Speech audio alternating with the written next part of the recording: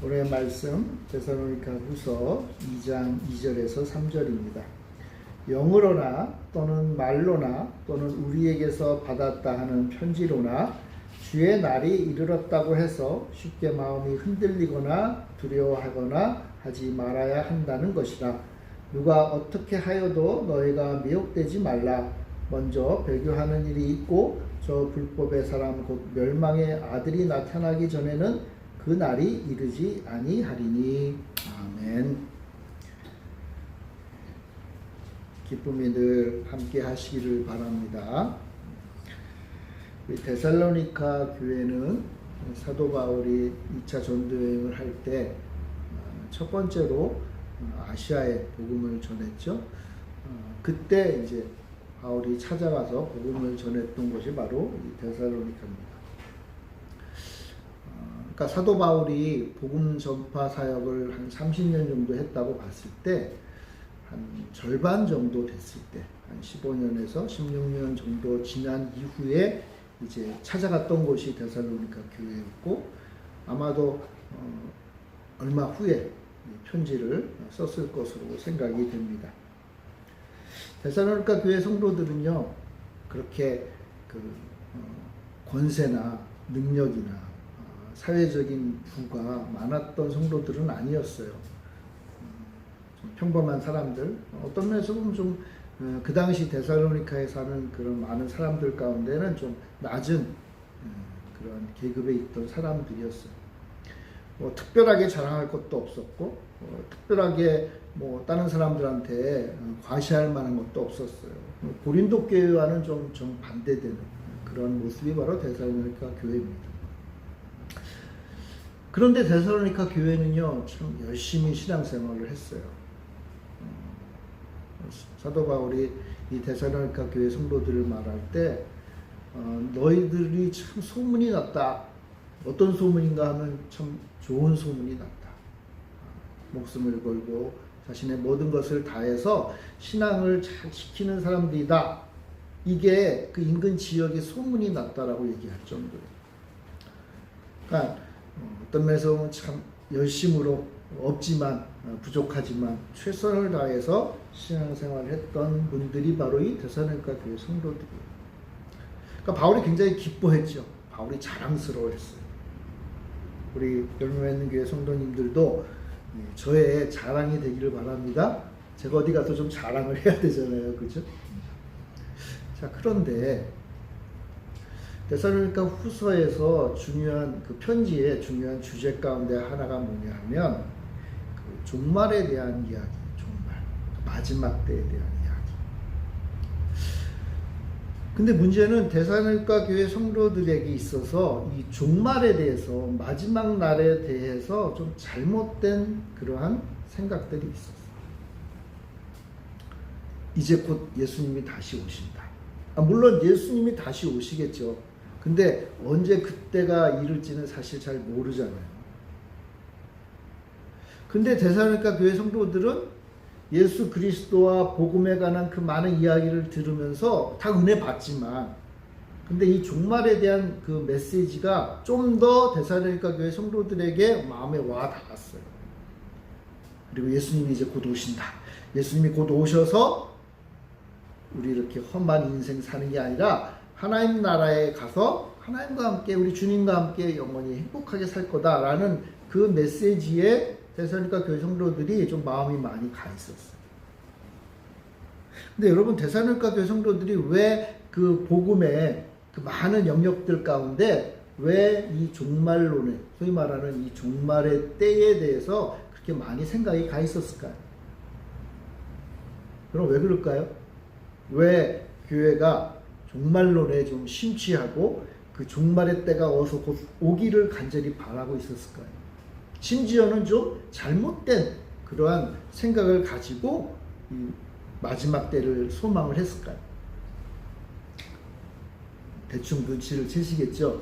데살로니가 교회 성도들의 삶이 편치 않았기 때문에, 이 땅에서의 삶이 편하지 않았어요. 힘들었던 거예요. 하루하루의 삶이 쉽지 않았던 거예요. 예수님 믿고 성령의 충만한 은혜를 받고 하나님의 말씀을 통해서 위로를 받지만 또 막상 주일날 예배를 드린 다음에 자기의 삶의 터전으로 가면 어려운 일이 많았어요. 게다가 이 초대교회는요, 성도들 가운데 그 노예들도 있었잖아요. 그렇죠? 노예들이 사실 별도로 시간을 내서 예배를 드리러 오는 건 쉽진 않으니까 아마도 초대교회에 온 그 성도들 가운데 노예 출신은 주인하고 같이 오거나 또는 주인이 그래도 좀 관용이 있어서 관대해서 그런 것들을 좀 허락해 줬거나, 그렇다면은 이 노예들은 그저 단순한 노예라기보다 그 집안을 잘 관리하는 집사급의 그런 좀 그래도 그 집안에서 주인의 그런 인정을 받았던 노예였겠죠. 그러나 여러분, 어쨌거나 노예는 노예잖아요. 그죠? 하나님 앞에 예배드리고 주인하고 같이 형제 자매로 이렇게 예배를 드리다가도 막상 집에 가면 무슨 일이 벌어져요? 주인 앞에 노예로 서는 거잖아요. 편하지 않은 인생입니다. 데살로니가 교회 전체가 좀 그런 면이 있었어요. 그러다 보니까 다 마지막 날을 소망하는 거예요. 마지막 날. 그래서 데살로니가 교회 성도들은요, 이 마지막 때 주님이 다시 오실 때 뭔가 지금 이 땅에 불합리하고 참으로 힘이 든 인생이 마감되고 이제 새로운 하나님의 나라, 모든 형제자매가 하나가 되고 평등하고 하나님 앞에서 자녀로서 살 수 있는 날을 간절히 소망을 했겠죠. 그게 사실은 뭐 잘못된 건 아니죠. 하나님 나라가 그러하니까. 근데 문제는 바로 이렇게 데살로니가 교회 성도들이 그러한 것에 좀 심취하고 좀 경도되다 보니까 그것을 사단이 이용을 하는 거예요. 그래서 잘못된 종말론, 가짜 종말론, 하나님이 원치 않는 종말론, 그게 어떤 식으로 나타났는가 하면 어차피 이제 곧 종말이 다가오니까 이 땅에서의 우리의 삶은 더 이상 그렇게 중요하지 않다. 이렇게 해가지고 어떻게 사는 거예요? 좀 나태하거나 또는 이 땅에서의 삶을 좀 포기하거나 아니면 반항심을 가지거나 하나님 원치 않는 그러한 신앙의 모습으로 변화되어 가요. 그리고 우리나라도 예전에 그 종말론이 한참 난리를 친 적이 있잖아요. 그래서 또 어떻게 해요? 자기 가족들, 자기 직장 다 버리고 어디 갑니까? 교회 가가지고 그냥 하루 종일 예배만 드리잖아요. 왜요? 아니 어차피 곧 이제 종말이 다가오니까 뭐 우리가 살아가는 그 삶의 모습이 뭐 중요하겠어요? 그러니까 다 포기하고 다 내려놓고 다 외면하고 부인하고 그냥 교회에 모여서 예배만 드리면 되는 걸로 생각을 하는 거예요. 이게 바로 잘못된 가짜 종말론의 가장 큰 폐해잖아요. 데살로니가 교회에도 그러한 모습이 비쳤던 거예요. 그러한 모습이 드러나는 거예요. 어제까지만 해도 칭찬받았던 교회였는데 이제 그러한 것들이 드러나고 그것을 부추기는 사람들이 생기다 보니까 그 소식이 고린도에서 데살로니가 교회의 소식을 듣고 싶어 했던 바울에게까지 들렸던 거예요. 가짜 종말론, 가짜 복음이죠. 쉽게 말하면 가짜가 이 데살로니가 교회를 뒤에 흔들고 있는 겁니다.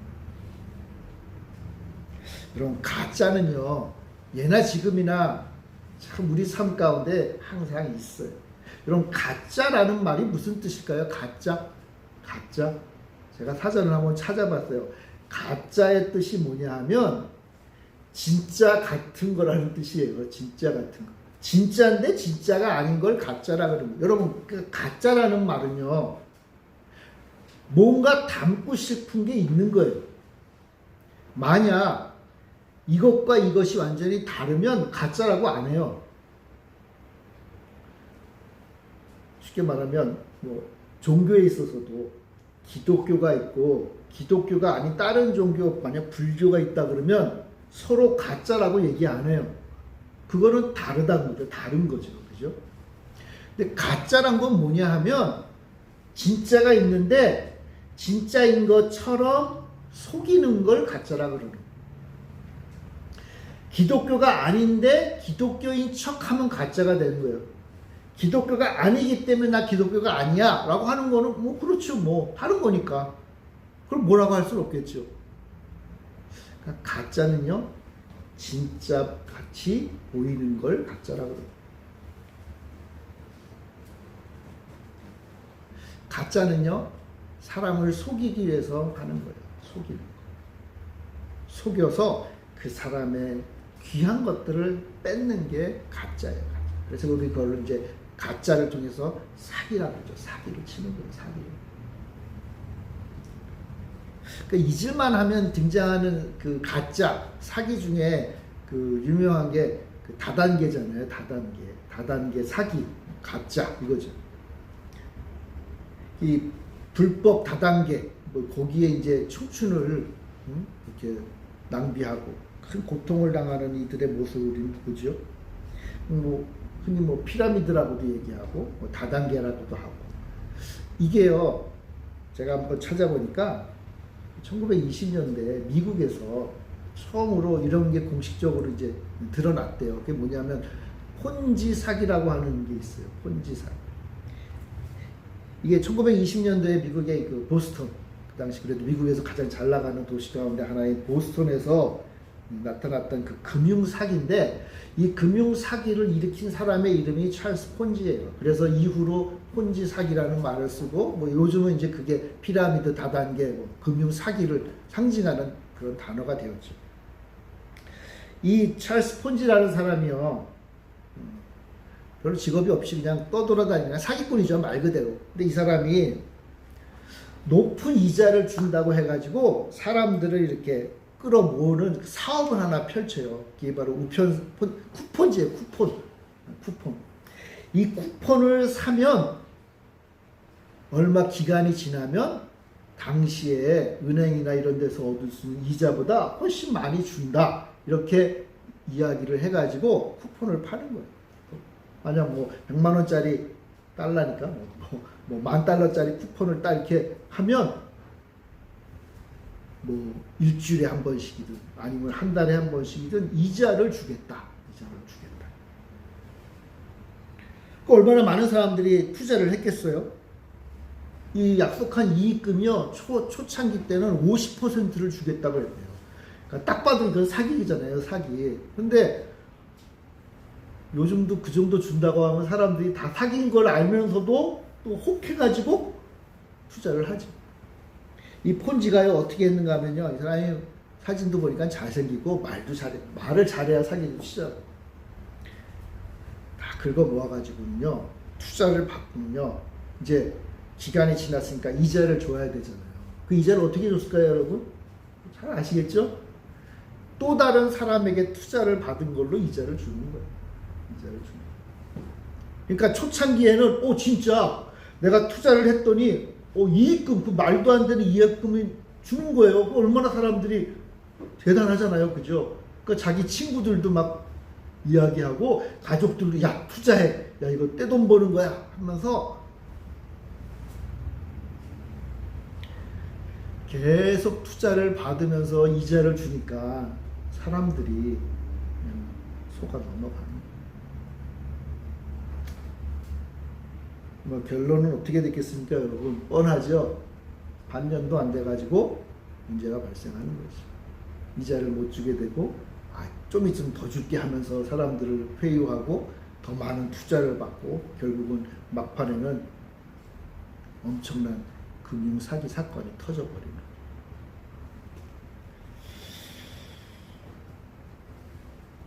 이런 수법은 뭐 오늘날도 뭐 약간의 모양은 달리하지만 많이 등장하죠. 사실은 어떤 면에서 보면. 여러분 왜 사람들이 이렇게 어떤 면에서 보면 좀 어리석게 이런 사기 수법에 넘어갑니까? 왜요? 그럴듯해 보이니까.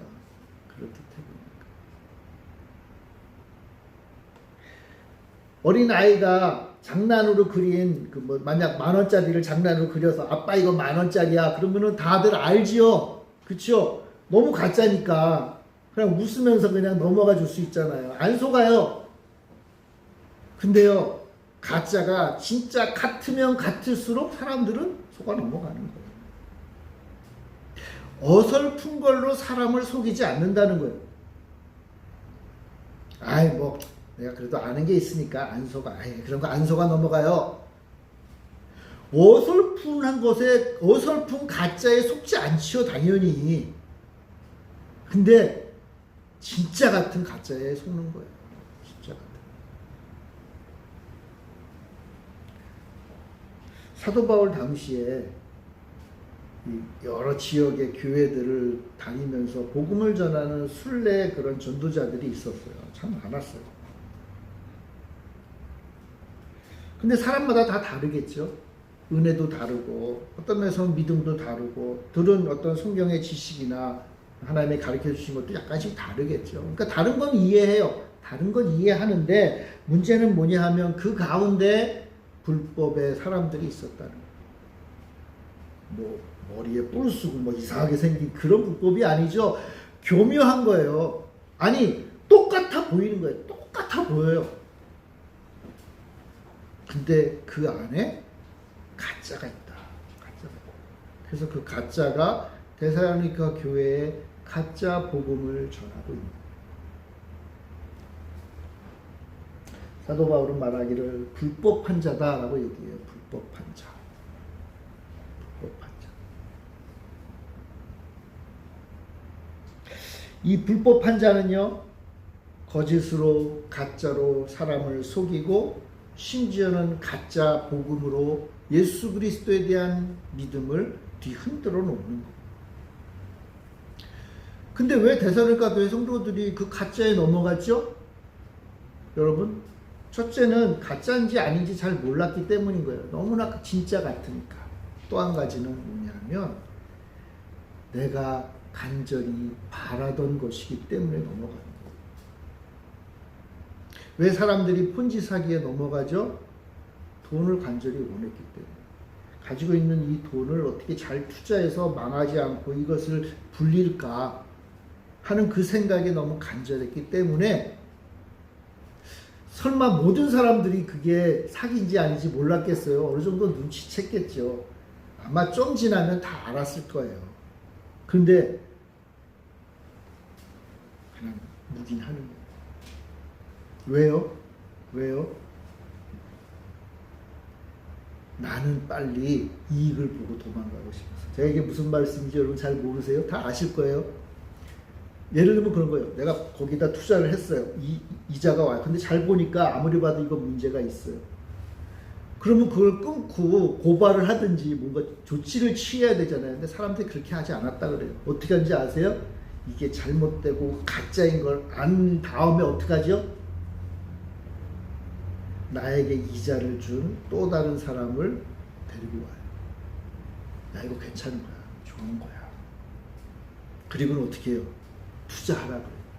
그리고 그게 나에게 이자를 올 거라는 걸 알아요. 내가 투자한 걸 빨리 이익이라도 봐서 손해는 안 봐야지. 여러분, 손해를 안 볼 수 있는 방법이 뭐예요? 불쌍한 사람을 또 데리고 오는 거예요.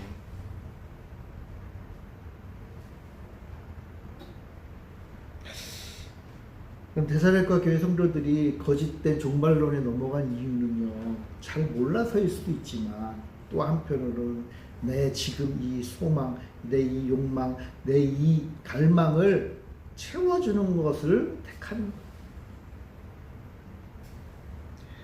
여러분, 하나님의 말씀을 듣는 성도들도요, 조심해야 돼요. 뭐냐 하면 목사님 말씀을 전할 때 어떤 거는 나에게 참 달기도 하지만 또 어떤 거는 나에게 굉장히 쓸 수도 있잖아요.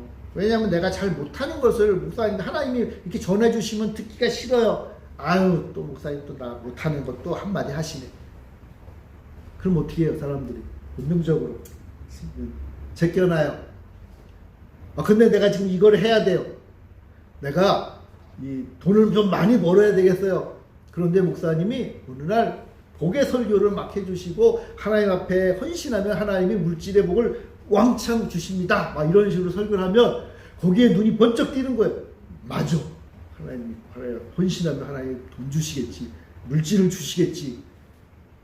거기에 심취하는 거예요. 하나의 복도 주죠. 여러분들도 다 하나님으로부터 물질의 복을 받으시길 바랍니다. 좀 아멘 좀 하세요. 좀 받아야 될 거 아니에요. 물질의 복을 받으시길 바랍니다. 그런데 하나님 앞에 올바로 살고 싶으면 여러분 매일 성경 읽고 매일 기도하고 주일 지켜야 되는 거 아닙니까? 하고 목사님이 막 얘기하면 성도들이 그 다음부터는 아이씨 이렇게 되잖아요. 그럼 어떻게 돼요? 자기 마음에 드는 것만 기억해요. 대사님과 교회 성도들이 그랬던 거예요. 나한테 지금 필요한 것만. 틀리지 않았죠. 틀리지 않았어요. 그런데 내 필요했다.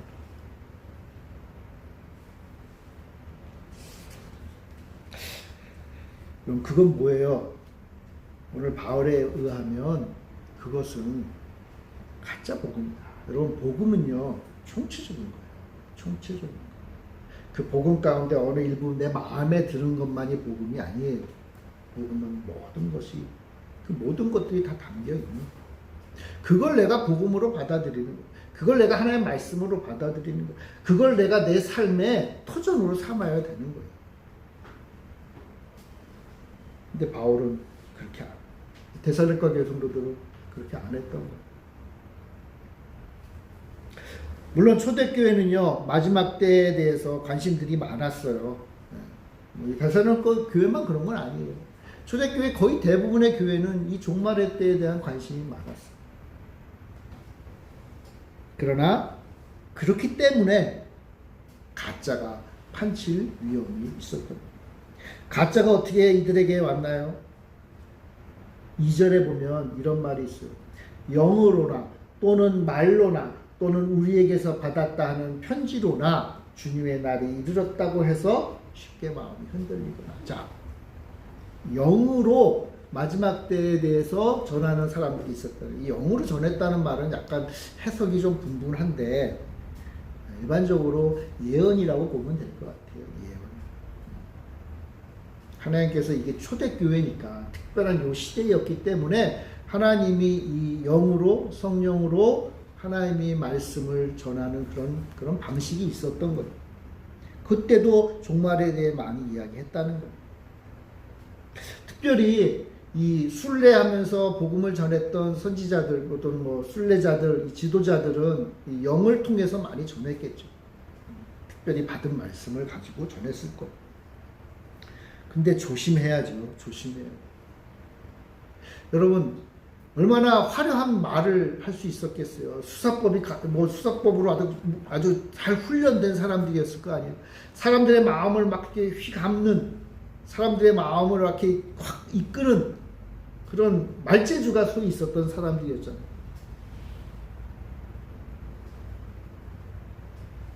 그러나 조심해야 된다.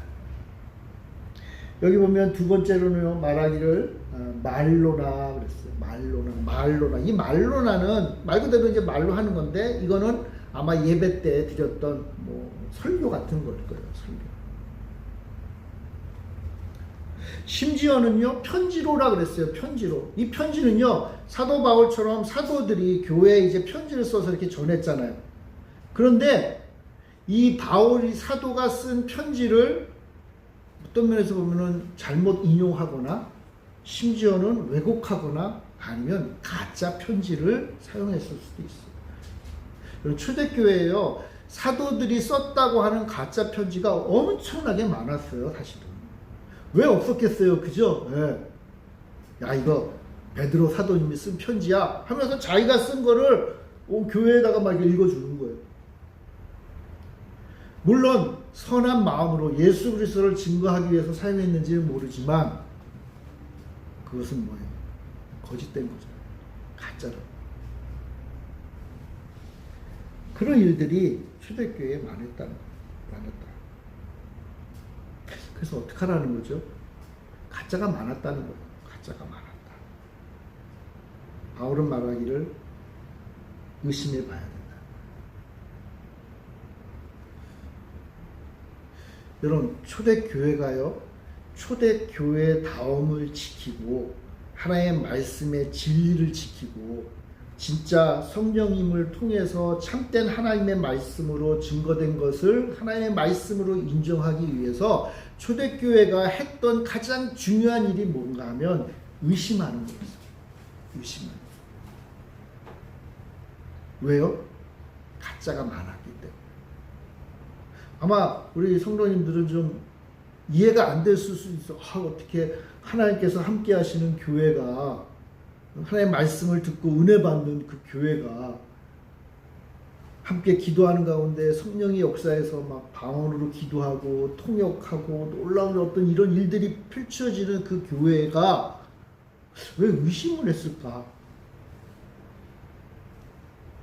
왜냐하면 그 의심이 진짜와 가짜를 구별하는 매우 중요한 하나님의 방법이었기 때문에.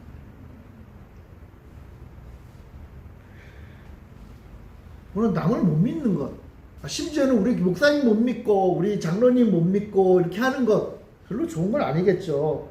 믿어야겠죠. 그런데 가짜를 믿으면 안 된다는 거예요. 가짜를. 아까도 얘기했죠. 가짜가 뻔한 가짜는 사람들 속지 않아요. 뻔한 가짜는 문제도 안 돼요. 무슨 가짜가 문제가 돼요? 진짜 같은 가짜가 문제가 돼요. 그리고 그런 일이 많았다. 여러분, 사단이 교회를 무너뜨리고 교회를 혼란스럽게 하기 위해서 대충 만든 가짜로 교회를 공격하지 않아요. 사단은요, 타고난 거잖아요. 타고나잖아요. 사람들의 마음을 잘 읽고 하나님의 복음을 왜곡해서 정말 진짜 같은 가짜로 공격하는 게 사단이에요. 그러니 교회는 그에 못지않게 어떻게 해야 돼요? 지혜로워야죠. 뱀처럼 간교와 교환하라 그랬잖아요. 왜 교회가 그래야 돼요?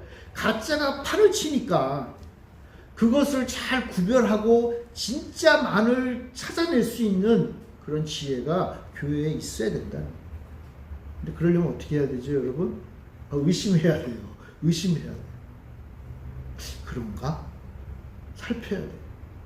놀라운 역사가 나타나요. 수레 선지자님이 와가지고 말씀을 전하는데 말씀이 좀 이상한데 기도하니까 막 이적들이 나타나고 놀라운 역사들이 펼쳐져요. 그럼 사람들이 어떻게 해요? 와 하고는 다 몰려갈 거 아니에요. 근데 어떻게 하라는 거예요? 의심하라. 의심.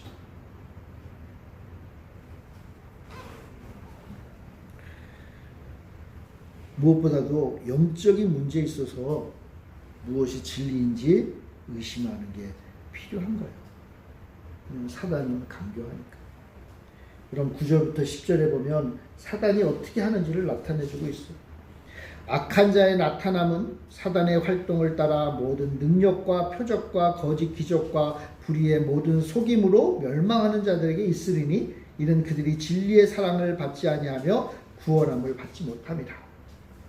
악한 자가 있는데 이는 사단이 뒤를 바치고 있는 거예요. 근데요, 능력이 나타난다고 그랬어요. 표적이 나타난다고 그랬어요. 여러분, 이 말들이 어디서 많이 들었죠? 능력과 표적과 기적은 어디에서 주로 많이 쓰인 단어예요? 사도행전 보면, 또 복음서에 보면 예수님과 예수님의 제자들이 초대교회가 나타냈던 모습이잖아요. 그죠? 똑같은 단어예요. 사단은요, 똑같이 행한다는 거예요. 똑같이.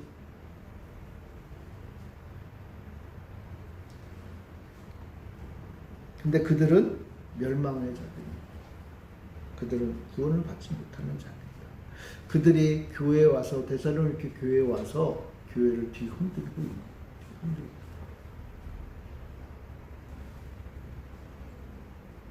저는 오늘 이 말씀을 통해서 우리 한국 교회가, 우리 교회가 정말 조심해야 될 것이 무엇인지를 좀 생각해 봐야 돼요. 여러분, 교회는요, 사단이 그냥 내버려 두지 않아요.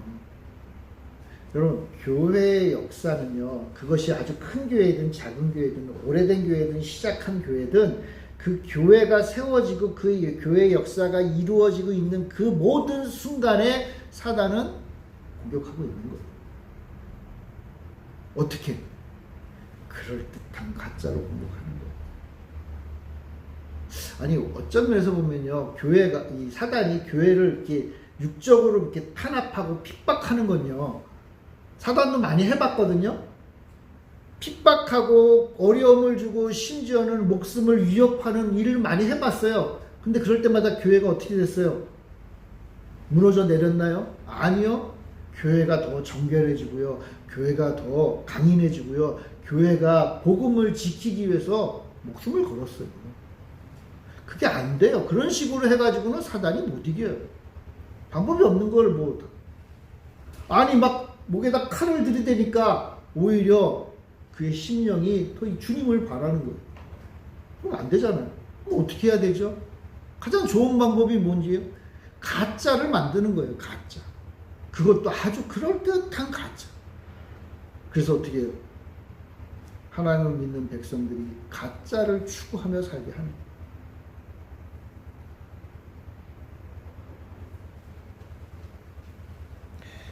오늘 바울이 말했듯이 교회를 교회답게 하는 것 중에 중요한 것 중에 하나가 뭐냐 하면, 그럼 하나님의 말씀이 전달되는 거. 하나님의 말씀이 전달되는 거. 하나님의 말씀이 전달되는 거. 이 성경이 올바르게 해석되고 올바르게 전달되고 그 말씀으로 올바르게 살아가는 게 가장 중요한 거예요. 그래서요, 사단은요, 거짓 설교를 사용해요. 아유, 거짓 설교가 뭐지? 사단이 설교하나? 목사님들이 말씀을 올바르게 전해도, 아까 얘기했잖아요. 데살로니가 교회 성도들이 어떻게 했다 그랬어요? 자기들 듣기 좋은 대로 막 바꾸는 거예요. 그러다 보니까 문제가 생겨요. 목사님들이 성경에 있는 걸 다 전하는데, 어떤 설교는 우리 성도님들이 되게 좋아하는데, 어떤 설교를 하니까 우리 성도님들이 얼굴이 변해. 그러면서 별로 시큰둥해요. 목사님도 사람이잖아요. 그죠? 그럼 어떻게 되죠? 성도님들이 좋아하는 설교로 바뀌어요.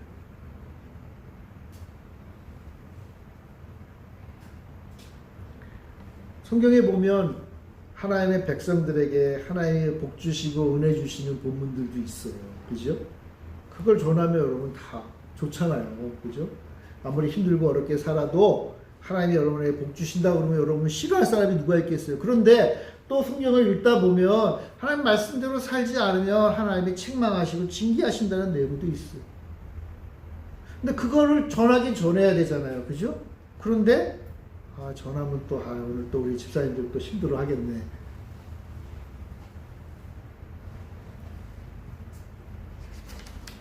여러분, 목사님이 하는 설교를 그냥 불신해가지고 또 목사님 또 말도 안 되는 소리 하시네. 말도 안 되는 설교 하는 분들도 있겠죠.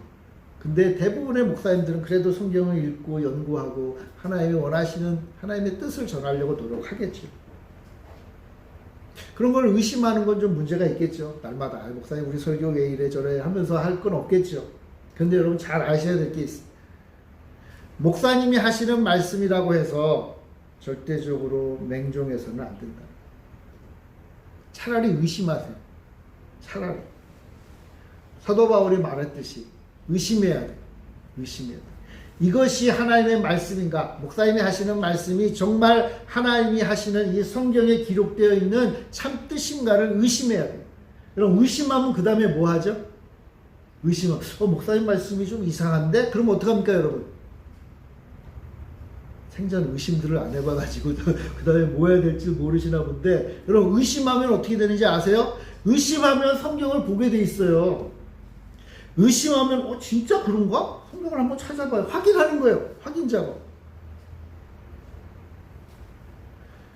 성도들이 목사님의 말씀을 의심해서 성경을 찾아보고 성경을 열심히 공부하는 교회는요, 하나님이 기뻐하세요.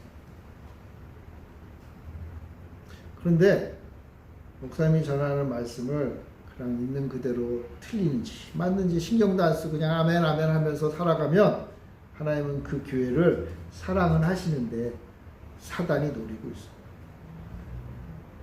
그러다가 목사님이 말씀을 잘 전하실 때는 문제가 되지 않겠죠. 근데 인간이지라 살다 보면 흔들릴 수도 있는 것이고, 나이가 먹다 보면 잘 생각이 안 날 때도 있는 겁니다. 오류가 있을 수 있잖아요. 그럴 때 어떻게 돼요? 문제가 발생해요. 그런 모습을 너무 많이 봐요. 젊었을 때 한참 활동하실 때는 정말 탁월하게 하나님의 말씀을 잘 전하는데 나이가 먹으니까 또 상황이 변하니까 변해요. 자기 생각, 자기의 어떤 그런 굳어진 그런 방향으로 말씀을 보고 또 그렇게 전해요. 우리 한국의 큰 교회 목사님들 가운데 이게 성경 말씀을 전하는 설교인지 아니면 내 생각을 전하는 선전의 장인지 모를 때도 있어요. 그럴 때 보면 성도가 어떻게 해야 된다는 거예요? 교회가 그를 분별하고 판단할 수 있어요. 근데 그게 처음서부터 그냥 생기는 게 아니겠죠? 그 교회의 전통이 돼야 돼요. 그 교회 성도들이 말씀에 대해서 깨어있는 노력이 필요합니다. 그냥 상식적으로 봐도 여러분, 목사님이 설교자가 모든 걸 알 수가 없잖아요. 제가 이 세상에서 펼쳐지고 있는 이 모든 일들을 제가 어떻게 다 알 수 있겠어요. 저는 그래도 신문을 좀 보고 돌아가는 것들을 좀 알려고 노력을 하긴 하지만 그래도 저 나름대로의 고집이 있는 거고 내 나름대로의 주관이 있고 내 나름대로의 좀 왜곡일 수도 있으니까 잘못 볼 수가 있는 거라고. 심지어는 하나님의 말씀인 성경을 좋아하고 열심히 배운다고 하지만 여러분 이 큰 책을 제가 어떻게 다 알 수 있겠어요? 봐도 모르겠는데. 그러니까 분명히 실수할 수 있고 잘못 전할 수 있어요. 그러니까 어떻게 하라는 거예요?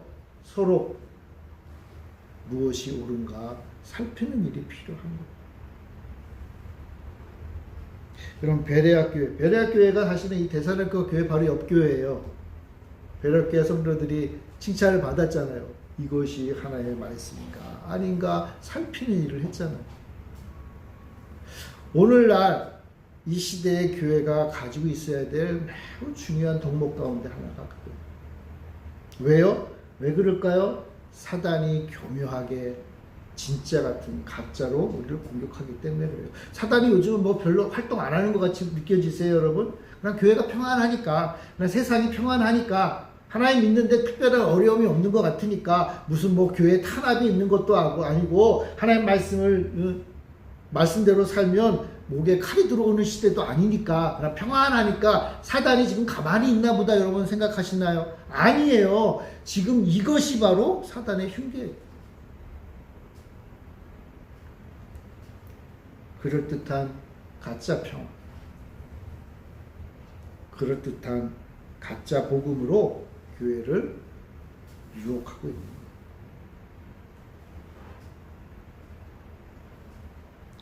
그러므로 우리 교회는 깨어 있어야 되겠죠. 깨어 있어야. 우리 한국 교회가 많은 어려움이 있고 어떻게 보면 좀 부족한 점도 많고 흔들리는 것도 많았는데 저는 우리 한국 교회의 요즘 모습을 보면서 약간 아쉬운 것 중에 하나, 좀 마음이 좀 무거운 것 중에 하나가 뭐냐면 우리 한국 교회가 하나님의 말씀에 대한 관심이 많이 식었구나 그런 생각이 들어요. 60년대, 70년대는 우리 한국교회가 그 한국교회를 상징하는 단어가 기도잖아요. 그죠? 기도 열심히 하고, 철야하고, 부흥회하고. 그러다가 80년대, 90년대, 2000년대 초반까지만 하면 한국교회를 나타내는 가장 중요한 특징이 뭐였어요? 성경 공부였어요. 성경 공부. 물론 좋은 점도 있고 나쁜 점도 있지만, 그러나 그 당시에 성경 공부를 참 열심히 했어요. 왜 갑자기 성경 공부를 했을까요? 그 이전 시대에 하나님 앞에 기도하고 간구하는 그게 있었기 때문에. 그러니까 하나님이 이제 한 단계 성숙시키려고 하나님의 말씀을 공부하는 시기로 이끌어 가셨어요. 그런데 2000년대 후반에 그리고 지금까지 우리 한국교회의 특징이 뭘까? 한국 교회가 지금 뭐 하고 있지? 제 머릿속에 별로 떠오르는 게 없어. 그냥 사회로부터 맨날 혼만 나요. 교회가 답지 못하다고 맨날 혼나고요. 제가 좀 더 심각하게 보는 것 중에 하나는 뭐냐면 그 이후로 교회가 세상의 기준에 따라 갈라지게 되었어요. 세상 기준에 따라 달라져. 그 이전에는요, 세상에서 이렇게 나뉘고 이렇게 나뉘고 이렇게 나뉘면은 그래도 교회 와서는 어떻게 돼요? 다 한 교회였어요. 교회가 그걸 품었어요. 어떤 면에서는 품었어요. 근데 이제는 어떻게 돼요?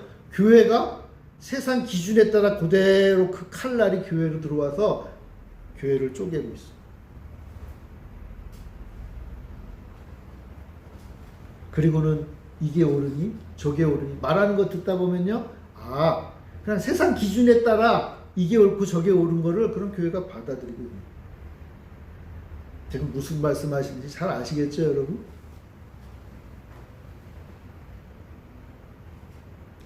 여러분, 그거야말로 가짜예요. 그야말로 가짜. 그럴듯해 보이는 가짜. 하나님은 절대로 그렇게 일하시는 분이 아니에요. 그런데 오늘날 교회는 이게 하나님의 뜻이라고도 이야기해요. 아니, 하나님은 절대로 그렇게 일하시지 않는데 교회는 그게 하나님의 뜻이야라고 생각하고 진짜 믿어요, 그렇게. 그럼 결국 뭐예요? 가짜에 넘어갔다는 거예요. 가짜를 진짜로 생각하고 있다.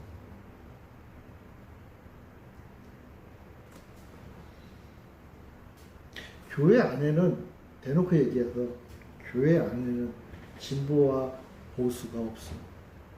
교회 안에는요, 남자와 여자도 없는 거예요. 교회 안에는요, 가난한 자와 부자도 없는 거예요. 세상의 기준에 따라 쪼개져서 있었던 사람들이 물론 다 교회에 들어오지만 교회에 들어오는 순간 하나님의 백성으로만 남을 뿐이에요. 이게 교회가 지켜왔던 교회의 핵심 가치 중에 하나인데 가짜 복음이 지금 교회를 갈갈이 찢어놨죠. 2000년 전에 데살로니가 교회 성도들을 갈갈이 찢어놨던 그 가짜가 오늘날에는 좀 다른 모습으로 들어와 있는 거예요.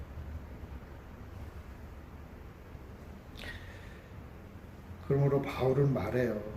하나님의 말씀을 전한다고 하는, 여기 보면은 영으로나 말로나 편지로나 했던 그 말을 들을 때 가짜에 속아 넘어가지 마라 라고 얘기하는 거예요.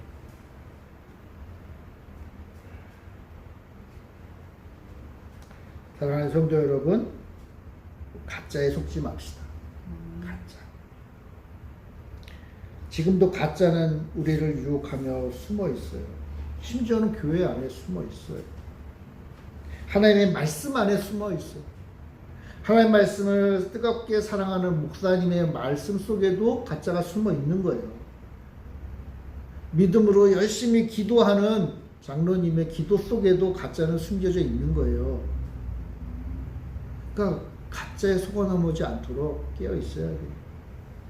하나님, 무엇이 진정 하나님의 뜻입니까? 무엇이 진정 우리가 이 땅에서 하나님 나라를 위해서 내가 지금 무엇을 선택하며 살아야 됩니까를 끊임없이 묻고 기도하는 일이 필요한 거예요. 사도 바울은 데살로니가 교회 성도가 그렇게 되기를 원해요. 왜냐하면 사도 바울이 데살로니가 교회 성도를 너무나 사랑했기 때문에. 바울이 데살로니가에서 감옥에 갇혀가지고 그 험한 고통 속에서도 복음을 전했고 그 바울을 뜨겁게 사랑했던 성도들이 있었잖아요. 그러니까 너무나 사랑하는데 내 사랑하는 성도들이 이 말도 안 되는 가짜에 저렇게 휘둘리고 있으니까 얼마나 속이 터졌겠어. 가짜에 속아 넘어가지 마. 가짜에 속아 넘어가. 사랑하는 성도 여러분, 우리는 어떻게 해야 됩니까? 여러분, 하나님의 말씀과 또 오늘날 그렇게 차고 넘치는 설교 가운데 진정 하나님이 원하시는 바가 무엇이고 성경이 말하는 바가 무엇인지를 정확하게 말하는 설교에 귀를 기울여야 돼요. 여러분, 오늘날 설교가 얼마나 많습니까? 인터넷만 치면 유튜브만 들어가면 차고 넘치잖아요. 저는 가끔 그런 생각이 들어요. 야, 이 많은 설교 속에 내 설교까지도 올려놓는 게 참 깝깝하구나. 그런 생각도 들어요. 하지 말까 하는 생각도 들어요. 가끔. 근데 듣는 건 좋은데 그것이 진정 하나님 말씀에 근거한 것인지를 의심하면서 들어야 돼요. 생각하면서 들으라는 거예요. 내 마음에 합한 것이 기준이 아니라 하나님의 말씀에 합한 것이 기준인지를 살피며 들어야 돼요. 설교를 많이 들으면 들을수록 성경을 더 많이 보고 싶어져야 돼요. 설교를 많이 들어서 은혜를 받으면 받을수록 이 은혜가 진짜 하나님이 기뻐하시는 것인가를 찾아야 돼요. 예전에 성경 공부를 열심히 할 때는요, 하나님의 말씀을 듣고 나서 그걸 확인하는 작업이 있었던 거예요. 근데 오늘날 이걸 안 하는, 성경 공부를 안 하는 이유는 뭔지 아세요? 그냥 설교만 듣고 거기에 그냥 은혜 받고 감동 받으면 끝이라고 생각하는 거예요. 탁월한 목사님의 설교가 있겠지만, 여러분 아까도 얘기했잖아요. 탁월한 목사의 설교도 사단은 사용해요. 그러므로 어떻게 해야 돼요? 깨어있어야 돼요. 의심해야 돼요. 이것이 진짜 맞는가 살피는 노력이 필요해요.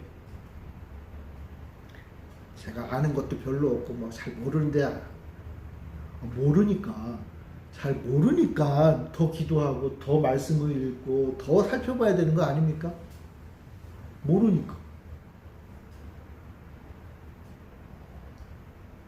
사랑하는 성도 여러분, 그러기 때문에 하나님의 말씀을 들을 때 아무 생각 없이 듣지 말고 그것이 맞는가, 그것이 나에게 하나님 지금 뭐라고 말씀하시는, 이것이 진정한 진리인가를 찾는 수고가 필요합니다. 우리 교회가 그런 수고를 감당하는 교회가 되었으면 좋겠어요. 우리 교회 성도들이 저의 설교를 듣고 은혜도 받아야 되지만, 그러나 진짜 무엇이 참된 진리인가를 찾고자 하는 열망도 생기는 설교가 되었으면 좋겠어요. 근데 그게 생기려면 여러분 좀 의심해야 돼요. 의심하. 이게 진짜인가? 그런 찾는 노력이 필요합니다.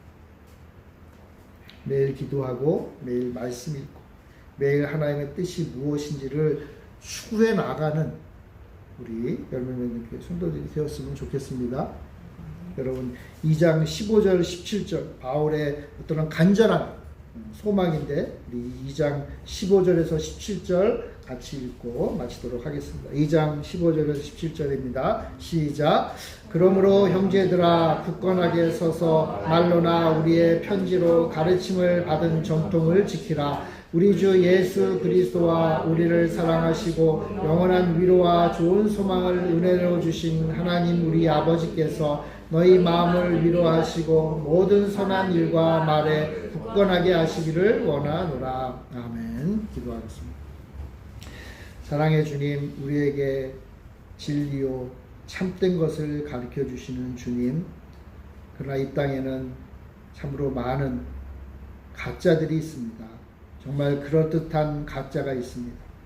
그럴듯한 복음처럼 보이는 가짜 복음도 있습니다.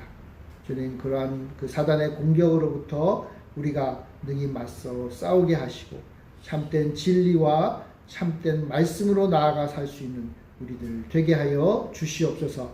영적인 의심 가운데 진리를 찾고자 하는 열망을 우리의 심령에 허락하시고 특별히 이 땅에 우리 한국 교회 가운데 하나님의 말씀을 향한 다시금 뜨거운 열망이 있게 하시고 진리를 추구하며 나아가게 하시고 하나님의 기뻐하시는 뜻을 이루어드리는 복된 교회들이 다 되게 하여 주시옵소서. 우리 교회가 주님 기뻐하시는 진리 가운데 굳게 선 믿음의 교회 되게 하여 주시옵소서. 감사드리며 예수님의 이름으로 기도합니다. 아멘.